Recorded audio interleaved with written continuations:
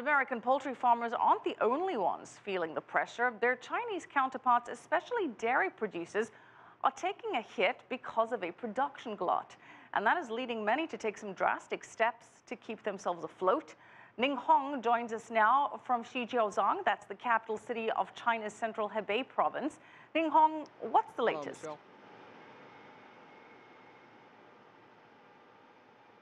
Hello, Michelle. Here I am in Shijiazhuang City, to the south of Beijing. It's about 3 hours drive. It has several counties that the dairy farms are the pillar of local economy. However, we visited one of the county named Yuanshi County, and the dairy farms there is closing off, and this is what we've seen. Dairy farms are going through winter in Shijiazhuang of Hebei province. The new dairy farm used to have over 500 cows, and now it is closing down. So did 5 other farms in Yuanshi County. Our contract with the dairy company ended June last year, but we kept on selling them milk until December. Then they refused to buy milk after that. We have 12 tons of milk. We were dumping 1 ton a day. A dozen-day crisis in Xintang County, during which over 1,000 dairy cows were sold. It's also a problem for dairy product companies. Junlebao is the largest such company in Hebei. It is paying a high price for milk it doesn't necessarily need. We kept buying milk from our suppliers according to our contract. The fresh milk that we can't digest, we turn into powder. Last year, we produced 6,000 tons of milk powder. The overall loss was 100 million yuan.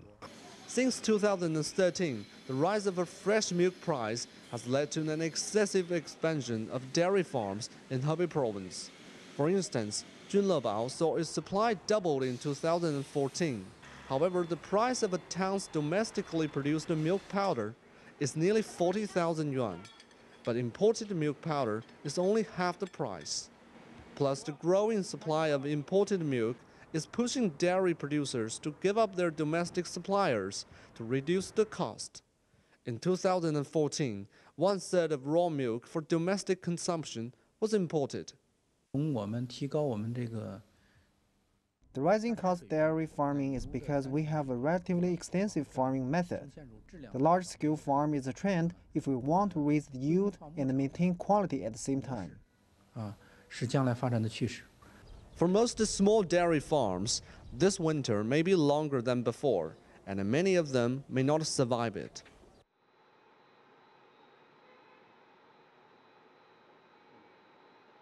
So the situation here is quite cruel. For most dairy farms, they only have 2 choices: either upgrade their equipment and facilities as required, or waiting to be weeded out. And this is more of a widespread problem. It's not just in Hebei province.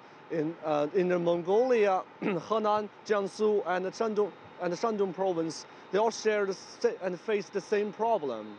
However, in the meantime, the scattered capacity is also dragging the dairy industry down.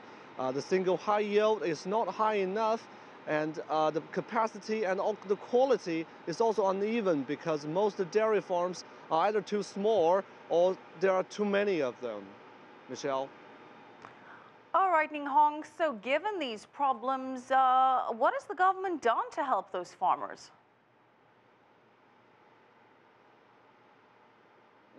Yes, the government is doing a lot of things. However, their major effort is trying to help the dairy farms to secure their contract with dairy companies.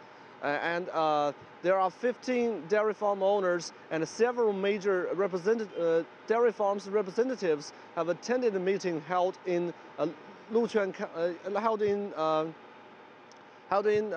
County of Shijiazhuang City yesterday. And during the meeting, the representative from several major dairy industries, such as Yili and Sanyuan, have made promises and agreed to keep using dairy products from dairy farms in the county.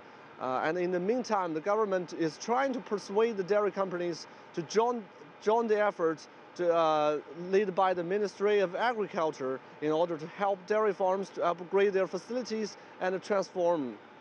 So the solution here is quite apparent and has been discussed for quite a long time, but it is until the recent crisis that most people from dairy farms and the government realize that if they do not act, it will be too late. So hopefully this would be a good start, or at least it could save some dairy farms from closing off. Back to you. All right, thank you so much, Ning Hong. All right.